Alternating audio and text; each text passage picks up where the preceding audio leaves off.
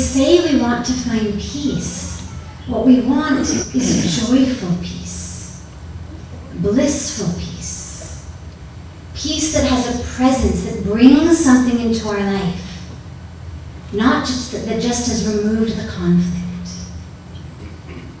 So where to find that? Typically, unfortunately, we look in everything external. We all know intellectually that peace, happiness, joy, that these don't come from external things. We all know that. We know that we're not actually any happier or any more peaceful the day after buying a new pair of shoes than we were the day beforehand, or than after buying a new coat or a new purse or going to a nice restaurant. We know that. And yet we keep doing it. When we're unhappy, when we're stressed, when we're feeling empty inside, no matter how much intellectually we know it's not going to come from those things, where do we find ourselves? Shopping centers, the beauty parlors, gone for a weekend holiday. We do this because we look externally for the answer, because we think that the problem comes from something external. We think that the chaos is external, and therefore the solution must be external. We think that the chaos comes from the stock market, or the traffic on the road, or our in-laws, or our children, or our spouses, or our employees, or our employers, whatever it is. But the chaos comes from within. Buying something new or taking a nice holiday might temporarily relieve us, temporarily, from that acute feeling of stress. But it doesn't actually change the chaos. I remember last year, Puja Swamiji and I were in USA on the July 4th holiday weekend. The Sunday after July 4th, which has been this whole long weekend, and most people take the whole week off. That Sunday we were flying from New Jersey through Chicago to Tennessee. Now Chicago is where about 90% of the flights in America go through.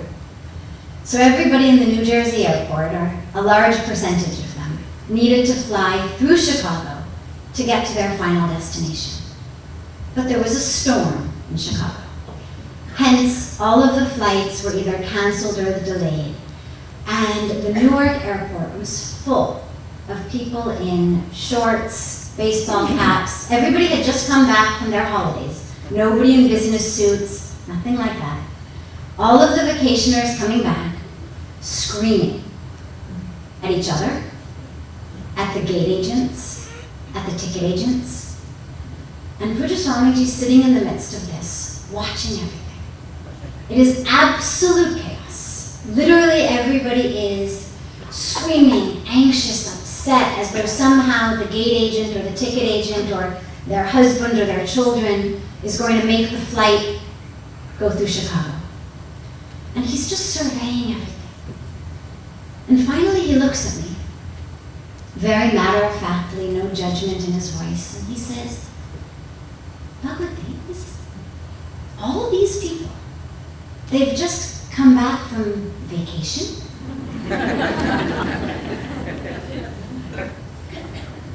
They hadn't even gotten home. Forget going to the office. Forget dealing with the laundry and the mail and the bills. They hadn't even gotten on the flight home. The tan hadn't even started to fade. And already it's gone. Until and unless we change on the inside, we can take all of the temporary reprieves that we want, but it's not going to get us anywhere. When I was studying at Stanford, which is just south of San Francisco, there is a beautiful retreat center that's just 3 hours south of there called Esalen. And it's in a beautiful, heavenly, divine place called Big Sur, right on the banks of the Pacific Ocean with redwood forests. And they used to run, they still do, a lot of meditation retreats. And whenever I had the chance, I would go down for the weekend. We'd drive down on Friday, spend the weekend at some meditation retreat, and drive back up Sunday afternoon. Now, with no traffic, it's a 3-hour drive. And on Sunday afternoon, theoretically, there should be no traffic. The retreats usually would end around 12, 1 o'clock. So I would plan it in such a way that I would leave from Esalen by 2, figuring, well, I'll be back in the dorm by 5. I'll have the whole evening to do my homework, get everything done for the next morning. From Friday evening to Sunday morning, I would take part in these wonderful meditation retreats. And by the end of the weekend, you really feel like you've gotten somewhere. You feel like, yeah, I found that peace. Yes, I'm there, I'm unattached, I'm balanced. And you really think that something has shifted. I've spent the weekend just being in peace at the beach on the banks of the Pacific Ocean. You get in the car, and as soon as I would turn onto the highway, as though God were playing this joke on me weekend after weekend, inevitably, without fail, the moment I turned left, right in front of me would be some 90-year-old person driving literally about 6 or 7 miles an hour. Now, the drive from Big Sur all the way up to San Jose is probably 100 miles, 150 miles, and it's one-lane highway. Windy roads right on the banks of the ocean, no passing for 100 miles. One lane in each direction, that's it. Now there are turnoffs, but never, ever, ever would this person use the turnoff. And I would watch as this beautiful peace and equanimity and wonderful feeling inside, minute by minute before my eyes, was just dissolving. Where an hour before I had thought, I've really gotten somewhere, suddenly I'm ready to kill a 90-year-old person for driving too slowly. And you realize that as nice as the retreat might be, as restful, as relaxing, as enjoyable, certainly better than studying all weekend, until and unless something really shifts inside, it's just a weekend retreat. And the moment somebody comes in front of you driving 6 miles an hour, peace is gone.